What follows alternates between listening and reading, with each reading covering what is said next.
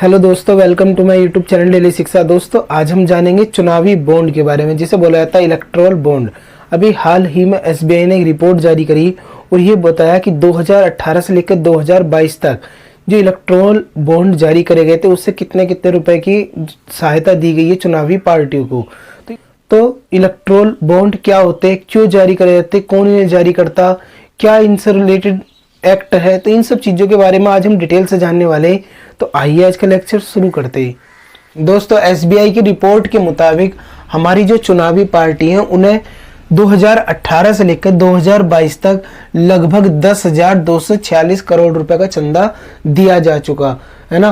तुम्हें ये सुना होगा कि जिस कंपनी की नेटवर्थ लगभग 8,000 करोड़ हो जाती है तो वो यूनिकॉर्न बन जाती है ना। तो हमारी जो चुनावी पार्टी है उन्हें लगभग 10,246 करोड़ रुपए का चंदा मिल चुका, तो ये क्या बन गई, अब यूनिकॉर्न बन गई।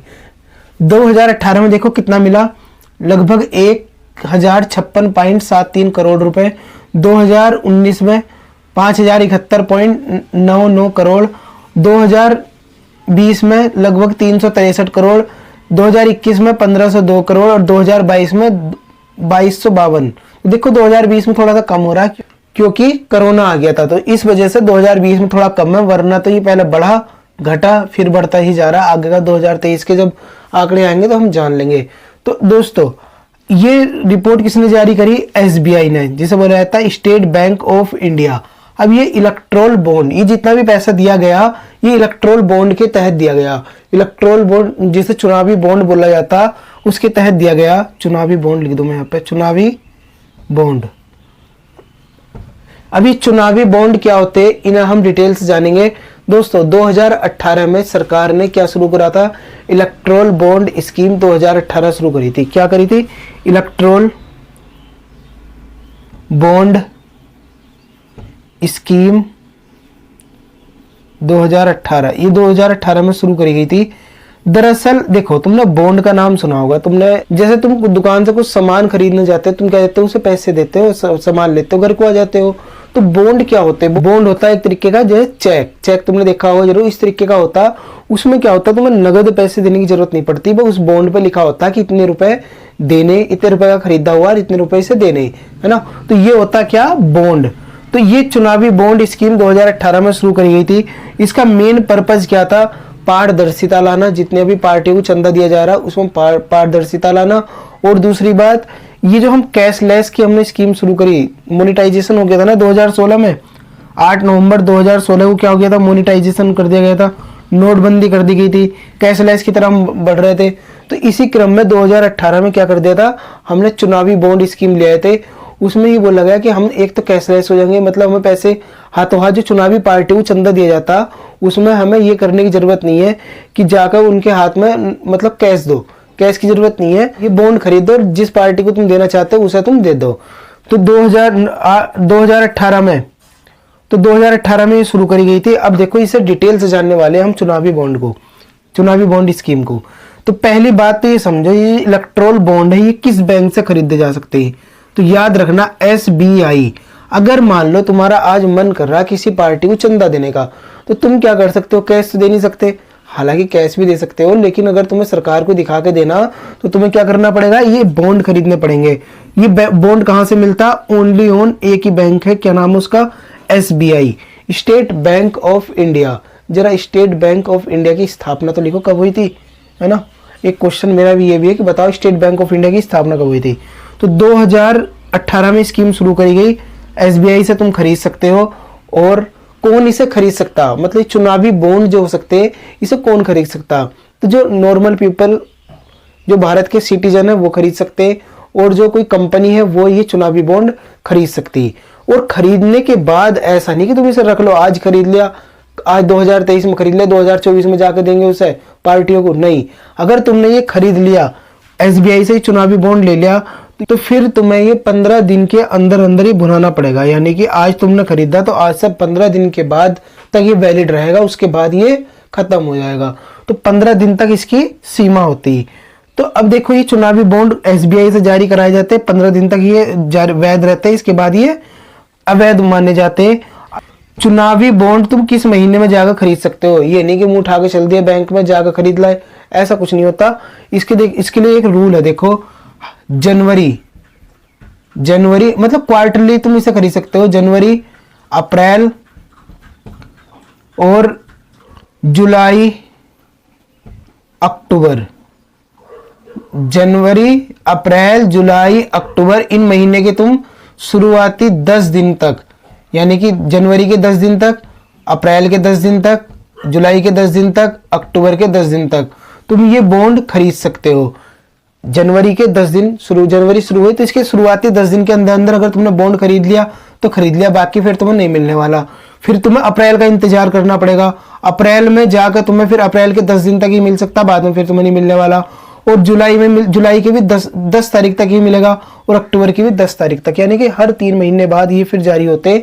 ये नहीं कि किसी भी महीने में उठा के चल दो बैंक में SBI के सामने कि लो हमें इलेक्ट्रोल बॉन्ड दो, ऐसा कुछ नहीं है। तो ये कितने कितने रुपए में जारी करे जाते हैं, तो देखो 1000 रुपए, 10,000, 1 लाख और 1 करोड़। 1 करोड़ मान लो तुम्हारा मन कर रहा है किसी पार्टी में चंदा देना, तो तुम्हें कितने रुपए का बॉन्ड खरीदना पड़ेगा, या तो तुम्हें 1000 रुपए का, या 1000 रुपए का बॉन्ड जा खरीद लो। अगर तुम्हारी थोड़े से मतलब स्थिति डाउन है तो जाके अपन 1000 रुपए का खरीद दे दो पार्टी को। तुम थोड़े से रईस से हो तो 10,000 रुपए वाला दे दो, या फिर क्या करो 1 लाख रुपए वाला बॉन्ड खरीद दे दो, या फिर 1 करोड़ का। अगर तुम ज्यादा ही रईस बाप की औलाद हो तो 1 करोड़ रुपए का बॉन्ड तुम खरीद सकते हो। तो समझ गए कौन जारी करता, SBI। कब खरीद सकते हो, जनवरी, अप्रैल, जुलाई और अक्टूबर के फर्स्ट 10 डे में।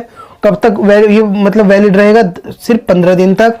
और किस किस मुद्रा में मतलब कितने कितने रुपए खरीद सकते हो, 1000 से लेकर 1 करोड़, 1000 का, 10,000 का, 1 लाख का और 1 करोड़ का। ये नहीं कि तुम्हारा मन करे 500 रुपए जाके दियो, नहीं, कम से कम 1000 रुपए। ये जो बॉन्ड होते हैं लगभग 1000 से शुरुआत होकर 1 करोड़ तक होते हैं, यानी कि या तो तुम 1000 का खरीद सकते हो कम से कम, और ज्यादा से ज्यादा 1 करोड़ रुपए का। तो ये तो हो गया चुनावी बॉन्ड स्कीम। तो देखो इसके लिए एक प्रश्न यहाँ पे बनता कि क्या ये जो चुनावी बॉन्ड है ये किसी भी पार्टी को दिए जा सकते हैं, जो इलेक्टोरल बॉन्ड होते हैं ये हम किसी भी पार्टी को दे सकते हैं? तो इसका आंसर है नो। दरअसल रिप्रेजेंटेशन ऑफ पीपल एक्ट 1951 का है। द रिप्रेजेंटेशन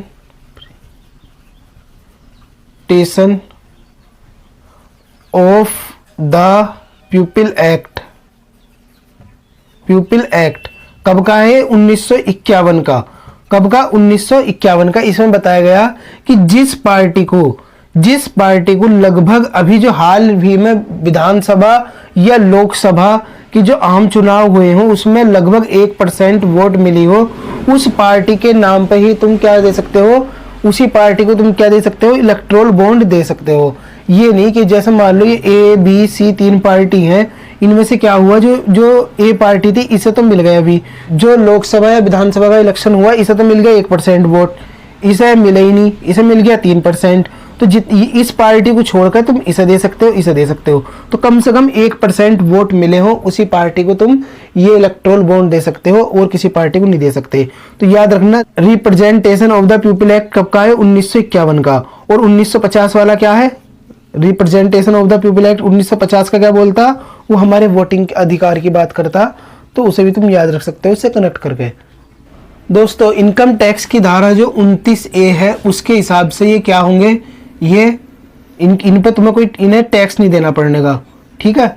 ये समझ लो कि जैसे तुम करते हो, तुम जॉब करते हो, तुम क्या करते हो, अपना ITR फाइल करते हो, अपना मतलब टैक्स देते हो एक तरीके से। अगर ये तुम चुनावी बॉन्ड किसी पार्टी को देते हो तो उसे उस पर टैक्स देने की जरूरत नहीं है।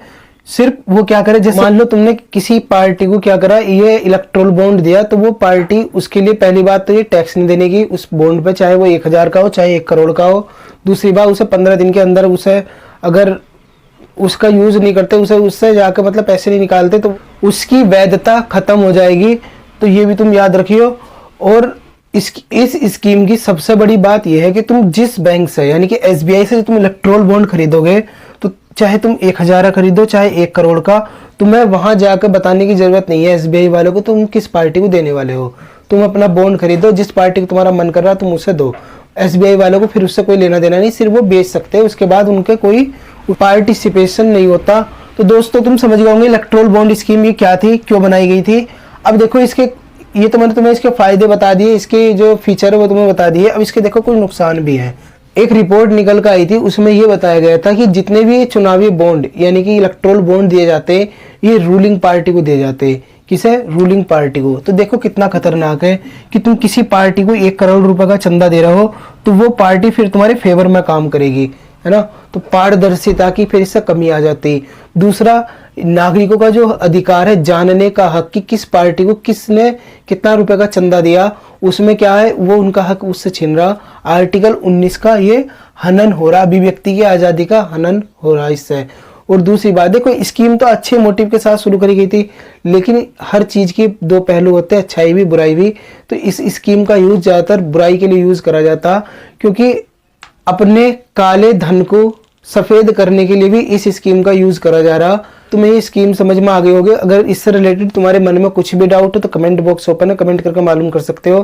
दोस्तों मिलते हैं फिर नेक्स्ट लेक्चर में, तब तक के लिए थैंक्स अ लॉट। जय हिंद।